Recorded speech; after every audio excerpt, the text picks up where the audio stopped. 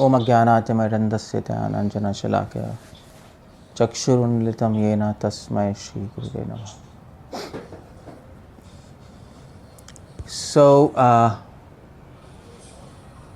ये बात है कि भगवद गीता में एक श्लोक आता है। कौन सा श्लोक है? इंद्रिय परम मना मनसस्तु परा बुद्धिर परसस्तु ही सा। दूसरे अध्याय का आखिरी श्लोक है। तीसरे अध्याय का ऑलमोस्ट आखिरी श्लोक है, मैं भूल गया। इंद्रियों के ऊपर मन है, मन के ऊपर बुद्धि है, बुद्धि के ऊपर हाँ, ये रहा श्लोक। तो 3.42 है। इंद्रियाणि पराणि आहुर इंद्रियभ्यः परम मनः मनसस्तु परा बुद्धिर परसस्तु ही सा। इस श्लोक पे मैं बात करूँगा क्योंकि ये श्लोक बहुत इंपॉर्टेंट है हम लोगों के लिए। बहुत सारी इनसाइट्स हैं इस श्लोक के अंदर, और इसलिए भी इम्पॉर्टेंट है इस श्लोक के 3.42 ये बात कर रहा हूँ, तीसरा अध्याय और 42वां श्लोक। ये श्लोक डायरेक्टली उपनिषदों से कोट किया गया है। मतलब गीता में कुछ श्लोक हैं जो उपनिषदों से एज इट इज़ भगवान ने कोट किए हैं। तो ये कठोपनिषद में ऐसा एक श्लोक आता है, और कठोपनिषद की थीम भी इसी श्लोक पे बेस्ड है। यूँ समझ ले ये श्लोक कठोपनिषद की थीम पे बेस्ड है, एक ही बात है। भगवान क्या कह रहे हैं? भगवान कह रहे हैं इंद्रियाणि पराणि आहुर। भगवान कह रहे हैं इंद्रियों के ऊपर, इंद्रियभ्यः परम मनः। पहले इंद्रियां होती हैं, इंद्रियाणि पराणि आहुर। सबसे पहले इंद्रियां हैं। इंद्रियां इस संसार से ऊपर हैं, संसार की चीज़ों से ऊपर इंद्रियां हैं। और इंद्रियभ्यः परम मनः, इंद्रियों से ऊपर मन है। मनसस्तु परा बुद्धिर, मन से ऊपर बुद्धि है। और बुद्धे परसस्तु ही सह, बुद्धे परसस्तु सह, और बुद्धि से ऊपर वो है। अब वो क्या है वो बाद में हम बात करेंगे, मगर भगवान ने ये हायरार्की दी है, भगवान ने ये लेवल्स दिए हैं। पीछे से आवाज़ आ रही है, हरि बोल। हाँ, तो भगवान ने लेवल्स दिए। Okay, thank you. हायरार्की है, तो ठीक है, आप लोगों को पता होगा, उसमें कौन सी बड़ी बात है। नींद आ रही होगी आपको सुन के, मतलब ठीक है, मुझे तो पता ही है। यहाँ पे डिवोटीज उनको तो नींद आ रही होगी, ब्रह्मचारी को पता ही है, ठीक है, कौन सी बड़ी बात है। पता तो है, हमें भी पता है कि संसारी चीज़ों से, मृत चीज़ों से ऊपर इंद्रिय है, इंद्रियों से ऊपर मन है, मन से ऊपर बुद्धि है, बुद्धि से ऊपर वो है। वो है मतलब वो बताऊंगा मैं वो क्या है। बट क्वेश्चन ये है कि ये जो श्लोक है, ये जो हमें बताया गया, इससे ऊपर ये है, इससे ऊपर वो है, उससे ऊपर वो है, उससे ऊपर वो है, ये बताए क्यों रहे हैं? इसका प्रैक्टिकली हमें क्या फ़ायदा है सब जानने का? क्वेश्चन ये है ना, प्रैक्टिकली हमें क्या फ़ायदा है? 3.42 कर रहे हैं हम, जो लेट आए। तीसरा अध्याय 42 श्लोक। इंद्रियाणि पराणि आहुर इंद्रियभ्यः परम मनः मनसस्तु परा बुद्धिर परसस्तु ही सा। ये श्लोक है, ये तो पता ही होगा। और क्वेश्चन ये है कि हमें बताया क्यों जा रहा है कि इंद्रिय विषयों से ऊपर इंद्रिय, इंद्रियों से ऊपर मन है, मन से ऊपर बुद्धि, और बुद्धि से ऊपर वो। और वो क्या है वो बताया ही नहीं। ये वो कह रहा है, ठीक है, हमें क्या करना है, चैंट हरे कृष्णा भी है, मगर नहीं। एक्चुअली ये श्लोक बहुत इंपॉर्टेंट। श्रील प्रभुपाद का प्रभुपाद कठोपनिषद नहीं लिख रहे हैं, प्रभुपाद वही लिख रहे हैं। कठोपनिषद में एक ऐसा ही अंश है जिसमें कहा गया इंद्रिय विषय इंद्रियों से श्रेष्ठ है, मन इंद्रियों विषयों से श्रेष्ठ है। प्रभुपाद ही कठोपनिषद की बात कर रहे हैं, सेम कह रहे हैं। ओके, अब करना क्या है, हमें क्यों बताया है, प्रैक्टिकल एप्लीकेशन क्या है इसकी? प्रैक्टिकल एप्लीकेशन और ठीक है। प्रैक्टिकल एप्लीकेशन क्या है कि इससे ऊपर ये, उससे ऊपर वो, उससे ऊपर ये है कि मतलब कहने का मतलब है कि अगर आप हायर लेवल पे चले जाओगे तो लोअर लेवल कंट्रोल करना बहुत आसान हो जाएगा। हमें अपनी चेतना ऊपर बढ़ानी है। कहते हैं ना, हमें कृष्णा कॉन्शियसनेस में चेतना ऊपर बढ़ानी है। तो ऊपर कहाँ बढ़ानी है, ऊपर क्या है और नीचे क्या है? तो कृष्ण बता रहे हैं सबसे नीचे इंद्रिय विषय वस्तु है, उससे ऊपर इंद्रिय है। तो इंद्रिय विषयों से इंद्रिय ऊपर क्यों है? क्योंकि इंद्रियों में जीवन है, इंद्रिय विषय मृत है ना। तो इंद्रियों से हम इंद्रिय विषयों को पकड़ सकते हैं, छू सकते हैं, देख सकते हैं, सूंघ सकते हैं, टेस्ट कर सकते हैं। इसलिए इंद्रिय जो इंद्रिय है वो इंद्रिय विषयों को कंट्रोल कर सकती है। हमारी मर्जी, हम छुए ना छुए, हम देखें ना देखें, हमारी मर्जी। इसलिए इंद्रिय ऊपर है। कंट्रोल करने वाला ऊपर होता है, जो कंट्रोल्ड होता है वो नीचे होता है। सिंपल सी बात है ना। भाई मास्टर सीट के ऊपर बैठता है, सर्वेंट नीचे बैठता है नेचुरली। सो हम जो भी करना चाहें नीचे के लेवल पे कर सकते हैं। तो इंद्रिय विषय को वो भी कर सकती है, इधर से उधर फेंक सकती है, नहीं देख सकती, हमें नहीं देखना नहीं देखें, देखना है देखें, स्मेल करना नहीं करें, हमारी मर्जी है नहीं। मगर इंद्रिय आउट ऑफ कंट्रोल हो जाती हैं।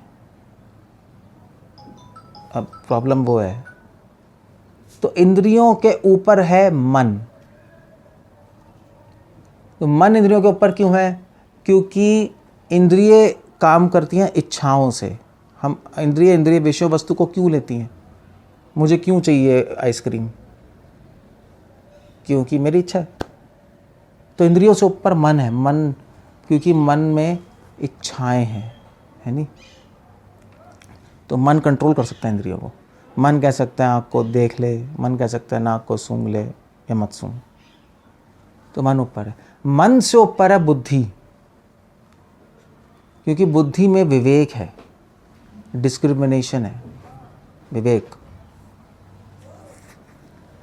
और उस विवेक से बुद्धि डिसाइड कर सकती है कि कौन सी मन की इच्छा मैं अलाउ करूं और कौन सी मन की इच्छा अलाउ नहीं करूं। कौन सी मन की इच्छा गंदी है, कौन सी मन की इच्छा अच्छी है। तो गंदी वाली इच्छा मन की वो साइड कर देगा, अच्छी वाली इच्छा मन को कहेगा तू रख ले। तो विवेक होता है, डिस्क्रिमिनेशन है बुद्धि में। तो बुद्धि मन को कंट्रोल कर सकती है। बुद्धि मन को कंट्रोल कर लेगी, क्योंकि बुद्धि के पास विवेक है, मन के पास विवेक नहीं है। मन समझ लो एक जानवर की तरह है। इच्छाएं, एक जानवर में इच्छाएं होती है नहीं, कुत्ते बिल्ली में इच्छाएं होती हैं, करते रहते हैं जो करना है। मगर मनुष्य में विवेक है, हमें पर बुद्धि है। जानवर में बुद्धि नहीं है ना, विवेक है हमारे पास, करना है नहीं करना। अब मुझे डायबिटीज़ है तो मुझे चीनी नहीं खानी चाहिए, चाहे मन कह भी रहा है, ठीक है नहीं खाएंगे। शीला प्रभुपाद से पूछा था एक बार कि मन और बुद्धि में क्या अंतर है। प्रभुपाद ने बहुत एग्जाम्पल दिया था। प्रभुपाद ने कहा था मन बुद्धि में क्या अंतर है। प्रभुपाद ने कहा कि अगर बिल्डिंग के ऊपर खड़े हो, उसका स्काई स्केपर बिल्डिंग होती है, स्काई स्केपर कैसे कहेंगे, मल्टी स्टोरेड बिल्डिंग। अगर उसके बिल्कुल रूफ पे जाके खड़े हो जाओ और नीचे देखो, जैसे वो नहीं होती, जैसे न्यूयॉर्क में ट्विन टावर था, तो वो इतना लंबा था कि उस पर क्लाउड्स आते हैं ऊपर। मतलब तो हम लोग गए थे, जब मैं न्यूयॉर्क गया था, मतलब बचपन में, हम बड़े अभी डिवोटी बन गए नहीं, बचपन में घूमने गए थे अमेरिका पेरेंट्स के साथ। तो ट्विन टावर में गए थे हम, अब तो टूट गया। तो वहाँ लिफ्ट में जाओगे आधा घंटा लगेगा ऊपर पहुँचने में। तो लिफ्ट में सोफ़े वोफ़े लगे हैं, वहाँ आप कोका कोला वो सब पी सकते हो, आधा घंटा लगेगा तो अपना बैठे रहो। इतनी ऊपर था। ऊपर जाओ, ऊपर क्लाउड्स ही क्लाउड्स में होते हैं, नीचे देखो बड़ा अच्छा लगता है। तो अब नीचे देखो वो ट्विन टावर से नीचे तो बिल्कुल छोटे छोटे चींटी दिखाई देंगी और पूरे बादल होंगे। तो आपको लगेगा मैं आसमान में कूद के उड़ूँ। मन कहेगा उड़ो, बुद्धि कहेगी बेटे नहीं। मर जाएगा। तो मन बुद्धि में अंतर है। मन कहेगा बादलों में उड़ते हैं, बुद्धि कहेगी भाई उड़ना नहीं है, थोड़ी देर की उड़ान फिर मृत्यु। सो प्रभुपाद ने बहुत अच्छे एग्जाम्पल दी। तो बुद्धि में विवेक होता है। बच्चे में बुद्धि नहीं है, सिर्फ मन है, मन से इच्छाएं करके जो भी करता रहता है, इसलिए आउट ऑफ कंट्रोल रहता है नहीं।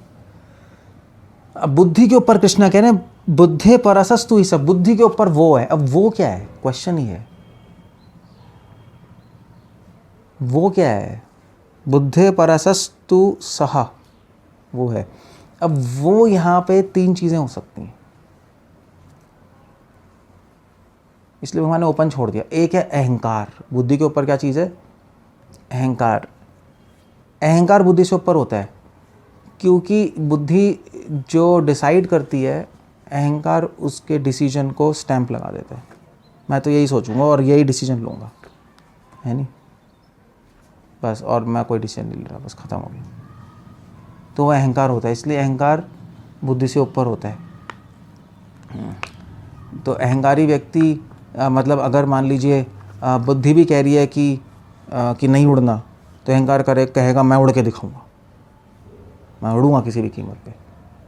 और फिर साइंटिफिक इन्वेंशन करते करते करते एरोप्लेन बना लेगा। राइट ब्रदर्स ने कहा था हम उड़ेंगे, हम उड़ के दिखाएंगे पक्षियों की तरह। अहंकार ने कहा, तो प्लेन बना दिया। अब आपका वो अहंकार का फ़ायदा है, बट लॉस भी है। सो अहंकार इसलिए बुद्धि से ऊपर है। तो सह का मतलब एक अहंकार होता है, और सह का एक मतलब है आत्मा, क्योंकि अहंकार से ऊपर क्या है? आत्मा। तो आत्मा में ऐसी क्या चीज़ है जो अहंकार से भी ऊपर होती है? आत्मा में होता है संकल्प। संकल्प और अहंकार में अंतर है। अहंकार तो सोचता है मुझे करना ही है, बस करना ही है, ठीक है करना ही है।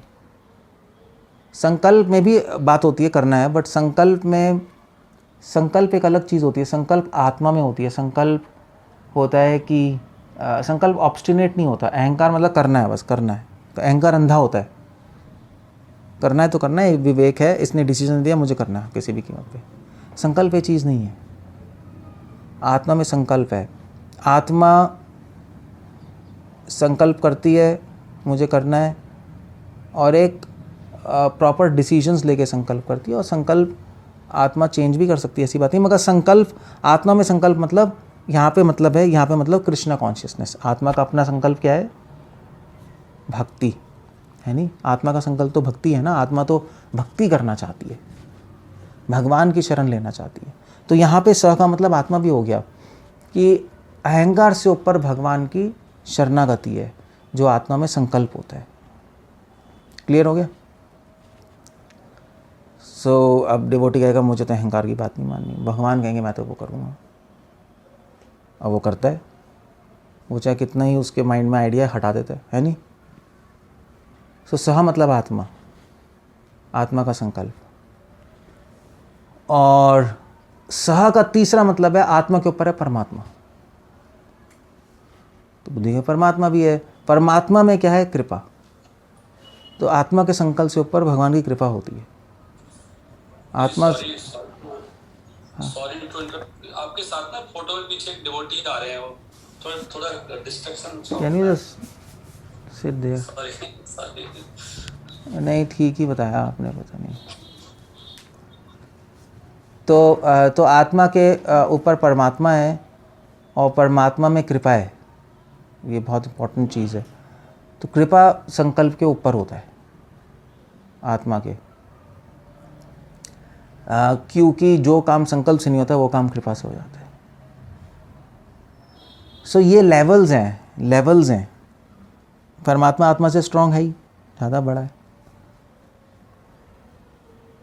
तो कुछ लोग इंद्रियों विषयों के स्तर पे होते हैं, कुछ लोग इंद्रियों के स्तर पे, कुछ लोग मन के स्तर पे, कुछ लोग बुद्धि के स्तर पे, कुछ लोग अहंकार के स्तर पे, कुछ लोग आत्मा के स्तर पे, कुछ लोग परमात्मा के स्तर पे होते हैं। तो जो लोग बिल्कुल इंद्रिय विषयों के स्तर पे होते हैं, वो लोग होते हैं मलेच्छ लोग। उनको मलेच्छ कहते हैं। वो इंद्रिय विषयों के स्तर पे होते हैं। इंद्रिय विषयों को ही बस उसको ही देखना, उसको ही करना, उसी को मैनिपुलेट करते रहना, बस वही करते रहना। ऑफ कोर्स इंद्रिय विषय और इंद्रिय एक ही बात हो गई, एक ऐसी बात नहीं है। इंद्रिय और इंद्रिय विषयों के स्तर पे वो एक ही चीज़ हो गई ना। इंद्रिय विषयों को मैनिपुलेट कर रही है। तो जो इंद्रिय और इंद्रिय विषयों के स्तर पे होते हैं वो मलेच्छ और यवन होते हैं। उनको केवल चीज़ों से मतलब है और सेक्स से मतलब है। तो जनरली जो इंद्रिय विषयों के स्तर पे होते हैं उनको मलेच्छ कहते हैं। जो इंद्रियों के स्तर पे होते हैं उनको यवन कहते हैं, क्योंकि यवन जनरली सेक्स में इन्वॉल्व होते हैं, मलेच्छ चीज़ों में। इसको ऐसे बना लो, इसको ऐसे बना लो, उसको उसी में घुसा पड़ा है। यवन लोग सेक्स में होते हैं इन्वॉल्व, वो इंद्रियों के स्तर पे होते हैं पूरे। मिक्सचर भी है, बट एक जनरल ऐसे है। और फिर मन के स्तर पे कौन कौन होता है? मन के स्तर पे होते हैं जो आपके क्या कहते हैं, बच्चे, छोटे बच्चे मन के स्तर पे, बुद्धि नहीं है। या जानवर लोग मन के स्तर पे और इंद्रियों के स्तर पे। जानवर भी मन और इंद्रियों के स्तर पे होते हैं, और यवन लोग जानवर ही हो गए। तो मन के स्तर पे मोस्टली बच्चे हो गए। और कौन हुआ मन के स्तर पे?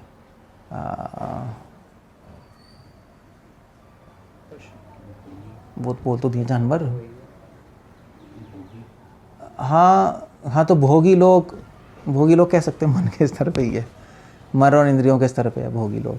मतलब पुण्यवान लोग कह सकते हो एक तरह से, वो भी मन के स्तर पे ही है, अच्छा बुरा सोच रहे हैं, बस पुण्य करते जा रहे हैं मन के स्तर पे। अगर आप थोड़ा सा डिफरेंस करना चाहते हो भक्तियों ठाकुर के अकॉर्डिंग, अगर डिफरेंस करना चाहते हो तो इंद्रिय विषयों के स्तर पे तो क्या कहते हैं आपका कहते हैं आपका हाँ नहीं, तो अनकल्चर्ड लोग होते हैं, जो कि सभ्य नहीं है, असभ्य लोग होते हैं इंद्रिय और इंद्रिय विषयों के स्तर पे, असभ्य लोग। अब जो मलेच्छ और यवन लोग हैं उनको हम असभ्य ही कहते हैं, उनको कल्चर तो कहते नहीं, साइंटिस्ट हैं, डॉक्टर्स हैं, बट असभ्य हमारे आपसे प्रभुपाद ने ही कहा था असभ्य हैं, कि सिर्फ सेक्स और चीज़ों में पड़े हैं। मन के स्तर पे थोड़े सभ्य लोग होते हैं, जो मन के स्तर पे होते हैं, इच्छाएं हैं मगर उनको एक कंट्रोल्ड वे में यूज़ करते रहते हैं, वो सो कॉल्ड कल्चर के अकॉर्डिंग। कल्चर होता है उनके पास, खुद का विवेक नहीं है शास्त्रों का, मगर कल्चर है, तो कल्चर से वो एक ठीक ढंग से चलते रहते हैं, वो सभ्य लोग होते हैं मन के स्तर पे। और फिर बुद्धि के स्तर पे होते हैं ज्ञानी लोग, जो लोग डिस्क्रिमिनेट कर पाते हैं, जिनके पास खुद की नॉलेज है, जो सिर्फ कल्चर से नहीं चलते, जो खुद से समझ सकते हैं कि ये कल्चर क्यों बना है, और ये कल्चर जब हम फॉलो करते हैं तो इससे क्या होता है, तो उसकी सूक्ष्मता समझ सकते हैं, और फिर उसके बाद ज्ञान विवेक से खुद डिसीजंस ले सकते हैं। वो कल्चर पे डिपेंडेंट नहीं होते, कल्चर को, सभ्यता को यूज़ करते हैं मगर डिपेंडेंट होते हैं अपनी नॉलेज पे, ज्ञान पे, स्पिरिचुअल नॉलेज बेसिकली, बुद्धि। तो वहाँ पे ज्ञानी लोग। और फिर उसके बाद हो गया उसके ऊपर कौन है, अहंकार। अहंकार के स्तर पे कौन है, कौन बताएगा अहंकार के स्तर पे कौन है? Of course I mean to say आप कह सकते हो भोगी भी अहंकार पे है, बट मतलब रियली में अहंकार के स्तर पे मिक्सचर है, बट एक जनरल अगर बिल्कुल अहंकार की बात करें तो असुर लोग अहंकार के स्तर पे होते हैं। हिरण्यकशिपु, रावण, ये अहंकारी लोग हैं, ये टिपिकल प्रोटोटाइप है अहंकार का। हमें करना है, देवताओं को ख़त्म करना है, विष्णु को मारना है तो करना है बस, चाहे उसको कितने ही प्रमाण मिल जाए। राम भगवान है, रावण को पागल को समझा दिया करोड़ बार, मंदोदरी ने समाज समझा दिया। रावण के मामा कौन था, वो भी समझाता रहता था। कौन था मामा रावण, कुछ याद है? नहीं दूसरा मामा भी था, नहीं नाना कौन था, नाना, हाँ नाना, रावण का नाना भी बहुत अच्छा था, क्योंकि मंदोदरी का वो था। नाना क्या होते हैं, नाना क्या होते हैं, मम्मी के पापा, हाँ सोमाली शायद, जो वॉट एवर इट इज़। तो नाना भी अच्छी एडवाइस देता था उसको, और विदुर भी अच्छी एडवाइस देता था। सोमाली लिख रहे हैं, ठीक है सोमाली, हाँ या यू राइट। तो सोमाली देता था अच्छी एडवाइस, रावण सुनता नहीं था। विदुर भी देता था, मंदोदरी भी, विदुर क्या कह रहा हूँ, हरे कृष्ण, विभीषण, दिमाग खराब हो गया, विभीषण भी अच्छी एडवाइस देता था रावण को। मंदोदरी भी देती रहती थी, रावण ने एक नहीं सुनी। बल्कि इन्होंने ये भी कहा कि एक्चुअली ये राम भगवान है, तब भी दिमाग में नहीं गया। हनुमान ने भी आके बोला, दूत बन के आए, सुनिए नहीं। अंगद भी आया, अंगद ने भी बाद में बोला, नहीं सुना, लड़ाई होनी थी उसके बाद। तो अब पॉइंट है कि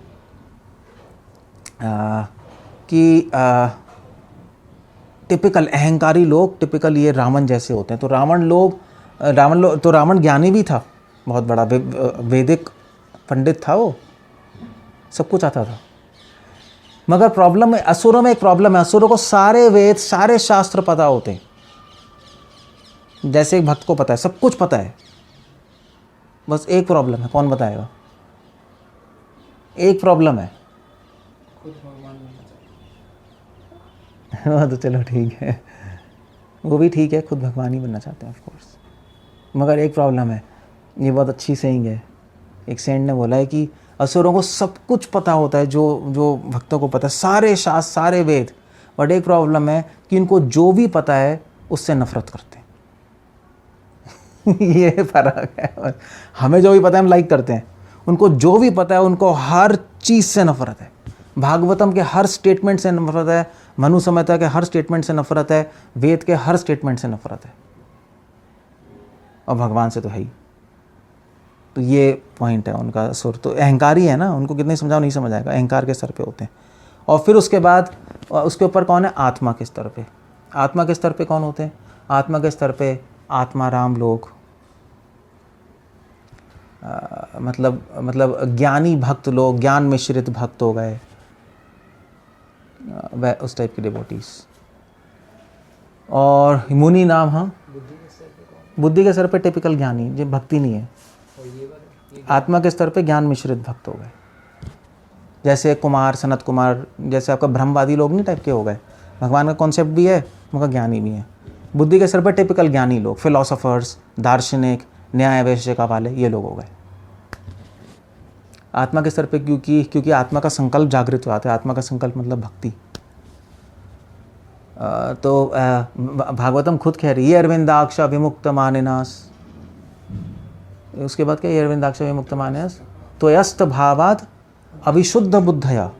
ये ज्ञानी लोग जो होते हैं ये अपने आप को मुक्त मानते हैं, इनको लगता है मैं आत्मा के स्तर पे हूँ, मगर एक्चुअली आत्मा के स्तर पे नहीं है, क्योंकि उनका भाव अस्त है। आत्मा का भाव अस्त हो चुका, अस्त है, अभी जागरूक नहीं आत्मा का भाव, इसलिए उनकी बुद्धि अविशुद्ध है, बुद्धि के स्तर पे है, अशुद्ध बुद्धि के। ब्रह्मा जी खुद कह रहे हैं 10th कैंटो में 10 to 32 10वें स्कंद का दूसरे अध्याय का 32 श्लोक पढ़ लेना। तो ये ज्ञानी, और मगर आत्मा के स्तर पे डिवोटीज होते हैं, मगर वो डिवोटीज जो कि ब्रह्मवादी हैं, जो कि ज्ञान मिश्रित भक्ति कर रहे हैं, या परमात्मावादी, मिक्स्ड है। और परमात्मा के स्तर पे होते हैं आपके, मतलब ये परमात्मा वर्ड वही है, मतलब परमात्मा के स्तर पे होते हैं, भगवान के स्तर पे, जो आत्मा के ऊपर भगवान है, उनके स्तर पे भक्त होते हैं, शुद्ध भक्त। अब ये अलग अलग लेवल्स आ गए। हमें शुद्ध भक्त बनना है ना, तो हमें हाईएस्ट लेवल पे जाना है, इसीलिए भगवान ये बता रहे हैं सब हिरार्की। भैया आपको ना मलेच बनना है, ना यवन बनना है, ना भोगी बनना है, ना एनिमल बनना है, ना बच्चे की बुद्धि चाहिए, ना सभ्य बनना है, ना असभ्य बनना है, ना ज्ञानी बनना है, ना आपको अफसर तो बनना ही नहीं, और ना ही आपको ज्ञान मिश्रित भक्ति, ब्रह्मवादी ये सब बनना है। हमें शुद्ध भक्त बनना है। शुद्ध कैसे बनेंगे? जब आप हाईएस्ट प्लेटफॉर्म पे जाओगे तब बनोगे। अब क्वेश्चन है जाए कैसे? जाए कैसे? उसका भी आंसर इस श्लोक में। जाए कैसे? तो करें क्या? अब हाईएस्ट प्लेटफॉर्म पे कैसे जाएं? अब क्वेश्चन ही है कि हाईएस्ट प्लेटफॉर्म पे आप ऐसे नहीं कूद के नहीं जा सकते, क्योंकि हमारी चेतना तो अभी यहीं है। हमारी चेतना तो अभी इंद्रिय और मन के स्तर पे चल रही है। बुद्धि में विवेक तो है नहीं शास्त्रों का। अभी तो शास्त्र रट्टा मारे हमने, विवेक नहीं है, अभी रट्टा मारे हमने। विवेक तो बाद में आता है, जागृत बाद में होता है, अभी तो रटे हैं। तो ना बुद्धि के स्तर पे हैं, अभी इंद्रिय और इंद्रिय विषयों के स्तर पे, अहंकार के स्तर पे भी नहीं है। मतलब देखा जाए अहंकार तो है, बट अहंकार के स्तर पे नहीं। असुर जैसा कोई ऐसा कोई अहंकार नहीं है, मुझे करना ही है, फोड़ना है, फाड़ना है, कुछ नहीं भैया। हमारी लाइफ चलती रहे, पे मिलता रहे, जॉब चलती रहे। कोई किसी ने चूंकि एक कोने में बैठ जाए, प्रभु जी तंग मत कीजिए, हम आपको तंग नहीं करते, चलते रहते हैं। तो वो तो बस एक चल रही है लाइफ, वो अहंकारी नहीं होता। मतलब यहाँ संसार के लोगों को अहंकारी भी बनना नहीं आता। हमें कुछ नहीं आता, ना हमें भोग करना आता है, ना योग करना आता है, ना अहंकार करना आता है। हम तो डर के साइड में बैठते हैं, चाहे सिस्टम चल रहा है, चल रहा है तो भाई छेड़ो मत, किसी से कुछ मत बोलो। तो ना अहंकार के स्तर पे, वही इंद्रिय विषयों के स्तर पे चल रहे हैं, वही मलेच्छ यवनों की तरह, भोगियों की तरह, असभ्य लोगों की तरह ऐसे ही चल रहा है। बस इंद्रिय विषय, इंद्रिय और मन, इसी पे घूम रहे हैं हम लोग। तो क्या करें? अब हमें चेतना उठानी तो अचानक से तो नहीं उठा सकते, वो तो इम्पॉसिबल है, वरना डिस्टर्ब हो गए। तो उसके लिए सिस्टम बनाया है। तो कहाँ से शुरू करें? तो विश्वनाथ चक्रवर्ती ठाकुर अपने कमेंट्री में लिख रहे हैं, प्रभुपाद भी शायद इसमें पॉपट में रेफ़र कर रहे हैं कि सबसे पहले अगर आपको एग्जांपल दे रहे हैं, अगर आपको अपने दुश्मनों से लड़ना है, मान लीजिए चार लोग आ गए, 4 दुश्मन आ गए, और 4 दुश्मन से लड़ना है, तो क्या करोगे? और आप कमज़ोर हो, आप ऐसे एक कीकड़े से आदमी हो, तो क्या करोगे? आप किससे लड़ोगे? पहले जो सबसे कमज़ोर है, क्योंकि सबसे स्ट्रॉन्ग आदमी से लड़ने भिड़ जाओगे वहाँ, वो तो एक उठा के फेंक देगा और फिर जो कमज़ोर है उनको भी हिम्मत आ जाएगी, हम भी पीट देंगे इसको। तो इंटेलिजेंस से कमज़ोर वाले को पकड़ो, उसको पीट दो, तो हो सकता है जो स्ट्रांग वाला डर जाए, ओ भैया इसमें दम है और सब चले जाए और पब्लिक भी आपकी साइड हो जाएगी। तो तरीका ये होता है। तो सबसे कमज़ोर, सबसे नीचे जो प्लेटफॉर्म है वहाँ से शुरू कर लो, इंद्रियों से। भाई मन तो अभी हाथ में आ नहीं रहा, चैंटिंग करते हो मन भागता रहता है, बुद्धि में विवेक है नहीं, शास्त्र रटे हुए हैं, कुछ नहीं कर सकते आप, गलत गलत सोचते रहते हो। अहंकार के स्तर पे तो है ही नहीं, हम तो चूजे टाइप के घूम रहे हैं। अहंकार तो इसके स्तर पे नहीं है, अहंकार है मगर स्तर पे नहीं है, और उसके ऊपर तो कोई बात ही नहीं, आत्मा परमात्मा छोड़ दो। सो क्या करें, इंद्रियों से शुरू करो। इंद्रियों पे हमारा वश भी है, इंद्रियों को करना ईजी भी है। मन को पकड़ने की कोशिश करोगे तो बहुत मुश्किल होगी, फ्रस्ट्रेट हो जाओगे। तो इसलिए वैदिक भक्ति बनाई गई है। अब इंद्रियों को कैसे कंट्रोल करें? भक्ति के नियम फॉलो करके, उसको बोलते हैं वैदिक भक्ति। विधि विधान बनाए गए हैं कि इंद्रियों से आप ये करो और ये ना करो। अभी आपको नहीं पता क्या करना है, आपकी बुद्धि में विवेक है नहीं, मन पे कंट्रोल है नहीं, तो जो हम कह रहे हैं करते रहो भाई, बस। तो इसलिए परंपरा है, इसलिए गुरु है, इसलिए शास्त्र हैं। भाई ये वैदिक भक्ति है, हमें सुबह उठना है, चैंटिंग 16 माला करनी है, 4 नियम करने हैं, ब्ला ब्ला ब्ला ब्ला, और कुछ जो नहीं करना वो है। तो वैदिक भक्ति डिज़ाइंड है इंद्रियों को वश में लाने के लिए। सबसे पहला फंक्शन वो है। और धीरे धीरे जब इंद्रियां थोड़ा कंट्रोल में आ जाती हैं, वैदिक भक्ति करते करते इंद्रियां थोड़ी पहले ही वीक हैं और थोड़ा सा नियम में आ जाती हैं, तो फिर हम लोग मन पे काम कर सकते हैं। फिर मन पे काम कर सकते हैं, क्योंकि मन के द्वार है इंद्रियां, है नहीं? मन तो इंद्रियों से काम करता है ना, हमने द्वार बंद कर दिए सारे, टक टक टक टक टक, कंट्रोल कर दिया तो मन वीक हो गया। इंद्रियों को कंट्रोल कर लोगे तो मन वीक हो जाएगा, हो गया ना, गेट बंद हो गया ना उसके भोग करने के, तो मन कमज़ोर हो जाएगा। मन को अपना खाना नहीं मिल रहा है इंद्रियों के द्वारा, न गंदा देख पा रहा है, न गंदा सुन पा रहा है, न गंदा टेस्ट कर पा रहा है, तो खाना नहीं मिल रहा, मन कमज़ोर हो जाएगा। और फिर जब मन कमज़ोर हो गया तो उस पर अटैक कर दो।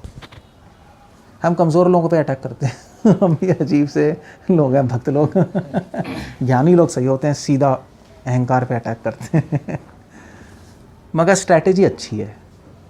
कोई नहीं, कम कछुए हैं, ज्ञानी खरगोश है, मगर जीता कौन था? हमें तो जीतना है, हमें क्या करना है? हमें कछुआ बोल दो, हमें कमज़ोर क्या है? तो मायावादी में कमज़ोरी तो बोलते हैं, वही मैं बता रहा हूँ। मायावादी बोलते हैं कमज़ोर हैं, वैदिक इंद्रियों पे काम कर रहे हैं, ज्ञान लोगे तो सीधा अहंकार पे जाओ। मैंने ठीक है, हम कमज़ोर हैं मगर जीतेंगे हम, देख लेना तो हमें तो जीतना है। तो फिर मन पे कंट्रोल करने, और मन पे कैसे करोगे? फिर उसके बाद चैंटिंग करोगे तो मन कंट्रोल आने लगेगा। मन वीक हो गया ना, फिर आप लगाने की कोशिश करोगे, लग जाएगा खट से। और साथ साथ क्या करो, जब मन वीक हो जाए, जब वैदिक भक्ति तो कर ही रहे हो इंद्रियों से, मन यहाँ है और बुद्धि, साथ साथ शास्त्रों का ज्ञान लेते रहो। तो नीचे से भी आपने कंट्रोल कर लिया, ऊपर से बुद्धि में भी विवेक लाने की कोशिश कर रहे हो। मन बीच में है, इंद्रिय बंद कर दी, डोर्स का नियम हो गया, नियम, तो मन वीक हो गया। ऊपर से बुद्धि को शास्त्र ज्ञान दो, तो बुद्धि भी उल्टा सजेस्ट कर रही है, भक्ति कर ले, गंदी चीज़ मत कर, भक्ति कर ले, तो और मन वीक हो गया। मतलब यूँ समझ लो कि अगर कोई बच्चा आपका है कि तो बच्चे को ड्रग्स की आदत लगी हुई है, ड्रग एडिक्ट होते हैं ना बहुत सारे बच्चे, तो भैया वो बाहर जाके घूमता है, दोस्त ने क्या ड्रग्स पीता है, घूमता रहता है, सबसे पहले क्या करोगे? बाहर जाना बंद करोगे। तू साले बाहर नहीं जाएगा तो ये टांगे तोड़ देंगे, यही कहेंगे ना पेरेंट्स। सारे डोर बंद कर दोगे, खिड़कियाँ, तू बाहर नहीं आ सकता, इंद्रियाँ बंद हो गई। फिर उसके बाद जब अंदर बैठा होगा 2-3 दिन, तो 2-3 दिन बाद पेरेंट्स जाएंगे चुप कैसे, बेटे समझ ले, काउंसलिंग करना शुरू करेंगे, है नहीं? पहले काउंसलिंग नहीं करेंगे, पहले तो उड़ा देगा वो, मैं नहीं सुन रहा, ये नहीं सुन रहा, 10 दोस्तों को ले आएगा, पहले बाहर जाना बंद करो।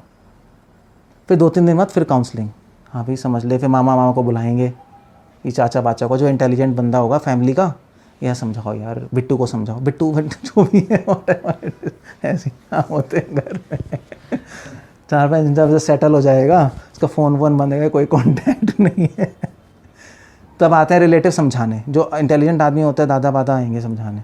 तो वही बात है, फिर उसके बुद्धि को स्ट्रॉन्ग कर लो, आप शास्त्र ज्ञान लेते रहो, फिर शास्त्र भी समझाएगा मन को, भैया ऐसा मत कर, तू पागल है, अपनी हानि कर रहा है ये वो, तो फिर मन सेट हो जाएगा, सेट हो जाएगा। और फिर उसके बाद जब मन थोड़ा सेट हो गया, नाम में लगने लगा, इंद्रिय भी कमज़ोर, बुद्धि भी स्ट्रांग हो गई, शास्त्र विवेक आ गया, बुद्धि का जागृत हो गया, फिर उसके बाद अहंकार पे काम करो, धीरे धीरे ऊपर जाओ। जब आपको लग रहा है आपकी चैंटिंग में मन लगने लगा, शास्त्र ज्ञान भी हो गया है नहीं, इंद्रिय थोड़ा कंट्रोल में आ गई, फिर और आगे जाओ। फिर ये नहीं दी एंड हो गया, हाँ हो गया तो सेट हो गया, कुछ हो गया नहीं, अब अहंकार पे काम करना है ऊपर। अब फिर अहंकार पे काम करना पड़ेगा। तो अहंकार पे काम करने के लिए क्या करोगे आप? फिर क्या करना है? फिर क्या करें? तो फिर उसके बाद अहंकार पे काम करने के लिए संग तो शुरू से ही चल रहा है, शास्त्र ज्ञान वास ज्ञान ले रहे हैं।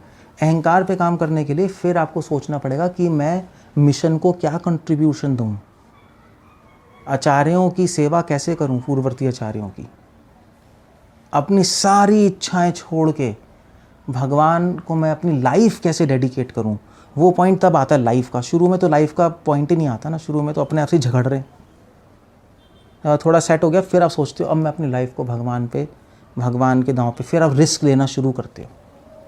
अहंकार पे काम करने के लिए आपको रिस्क लेना पड़ेगा, क्योंकि अहंकार कहेगा नहीं करना, मर जाएगा तो, ये हो जाएगा वो हो जाएगा। नहीं, ये तो सॉलिडली हमारे अंदर फिक्स्ड है ना, मुझे कुछ नहीं होना चाहिए, मैं किसी की नहीं सुनूंगा, मगर नहीं। फिर वो बातें आती है, तब अहंकार पे काम होता है। रिस्क लेना, मिशन के लिए कुछ सोचना, कुछ बड़ा सोचना,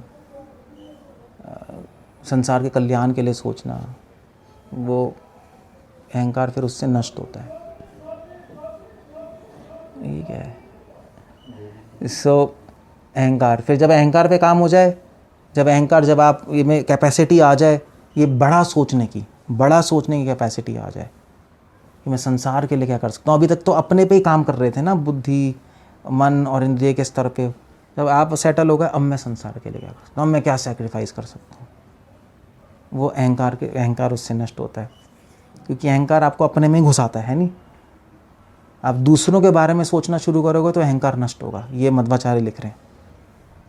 अहंकार की क्वालिटी है कि वो अपने में खींचेगी आपको, आपकी चेतना को अपने में, स्वार्थ लाती है अहंकार। इसकी क्वालिटी है मेन। जैसे बुद्धि की क्वालिटी विवेक है, अहंकार की क्वालिटी स्वार्थ है। जैसे आत्मा की क्वालिटी संकल्प है, परमात्मा कृपा। अहंकार के लेवल पे स्वार्थ है, तो अपने में खींचती है। तो उसको वीक करने के लिए क्या करना? दूसरों के बारे में सोचो, तो वीक हो जाएगा। इसलिए प्रचार, मगर सिर्फ प्रचार की बात नहीं है यहाँ पर। विश्व के कल्याण के बारे में सोचना, एक व्यक्ति के कल्याण के बारे में सोचना। प्रीचिंग और कल्याण बहुत अंतर है। प्रीचिंग में तो कुछ फोलियो देखा, पॉइंट्स बनाए, लेक्चर फेल दिया, हो गया, वो प्रीचिंग होती है। द लिटरल सेंस में प्रीचिंग, मतलब एक लिटरल प्रीचिंग अगर लें, अगर प्रचार, बस तो यही करते हैं ना लोग। कुछ किया, लेक्चर दे दिया, थोड़ा बहुत बात कर ली, हो गया, वो प्रीचिंग नहीं है। उसके कल्याण के बारे में सोचना, तो उसके लिए सिर्फ लेक्चर नहीं होता, उसके लिए उससे कभी कभी बात करनी पड़ती है, उसकी हेल्प करनी पड़ती है, उसके डाउट सॉल्व करने पड़ते हैं, टाइम इन्वेस्ट करना पड़ता है, एनर्जी इन्वेस्ट करनी पड़ती है उस डिवोटी में। वो रियल प्रीचिंग है, वो भी कल्याण की भावना से, उसको कंट्रोल करने की भावना से नहीं कि मेरे अंडर हो जाएगा ये, अब मेरी बात सुनेगा, दैट्स ऑल नॉनसेंस। सो अब फिर अहंकार पे काम करते हैं हम। फिर अहंकार पे जब काम हो जाएगा, अहंकार सेट हो जाएगा, जब आप दूसरों की सोच सकते हो, जब रिस्क ले सकते हो, जब मिशन के बारे में सोच सकते हो, बड़ा सोच सकते हो, तो फिर उसके बाद अब नेक्स्ट लेवल पे जाओ, फिर आत्मा के पे काम करो। उसके संकल्प को ठीक करो। संकल्प क्या है? भगवान की भक्ति करना। संकल्प मतलब भावना है, आत्मा के भावनाओं को संकल्प कहते हैं। अस्त भावात, वही वहाँ पर है ना, उनके भावनाएं अस्त है। आत्मा का संकल्प क्या है? भगवान से प्रेम करना। भाव ही तो है आत्मा का संकल्प भगवान के लिए, तो उस पर काम करो। फिर आपको अपने अंदर भगवान के भावों को पुष्ट करने के लिए भगवान की लीलाएं, भगवान के गुण, उसको पढ़ के अपने भावनाओं को, तो पहले तो अभी तो अस्त है ना, भावना है, संकल्प अस्त है, उसको जागरूक करना पड़ेगा। उसके बाद तो उस पॉइंट पे फिर हम भगवान की लीलाएं पढ़ सकते हैं, राधा कृष्ण की लीलाएं और व्हाटएवर इट इज। उससे पहले नहीं पढ़ सकते आप, जब तक उससे पहले पढ़ोगे गिर जाओगे। और फिर उसके बाद आ गया फिर परमात्मा पे, परमात्मा मतलब कृपा,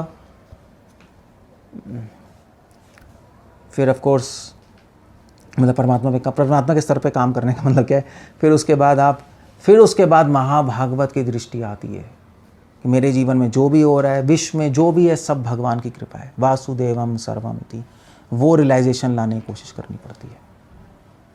बस परफेक्शन हो गई, वासुदेवम सर्वमिति खत्म हो गया, वो कृष्णा कॉन्शियसनेस है, वो प्रेम है। तो ऐसे धीरे धीरे धीरे धीरे सीक्वेंस वाइज से उठना पड़ेगा आपको। अगर आप सीक्वेंस भंग करोगे तो आपकी बुद्धि उल्टी हो जाएगी। बस इसलिए तो रूपा गोस्वामी कह रहे हैं प्रादुर्भावे भवेत क्रमः। ये प्रेम कैसे प्रकट होता है? क्रम से प्रकट होता है। अगर क्रम को तोड़ोगे तो विक्रम हो जाएगा, विकृति हो जाएगी, विकार आ जाएगा, भक्ति नष्ट हो जाएगी। इसलिए क्रम नहीं तोड़ना चाहिए। टाइम लगेगा मगर क्रम से चलना बेटर, कोई प्रॉब्लम नहीं, मगर काम पक्का होगा। जैसे कहते हैं ना, जल्दी से बिल्डिंग बना दी टूट गई धीरे करो, पक्का काम करो, वो ज़्यादा बेटर है। 50 साल तक चलेगी बिल्डिंग, 100-200 साल तक चलेगी। So that's the whole idea. Okay, so that's it. I think इतना काफ़ी है। आप सोचना जाके जो मैंने बोला। हरे कृष्णा। कोई क्वेश्चन है तो पूछ सकते हो, मैंने एक ओवरऑल चीज़ बता दी।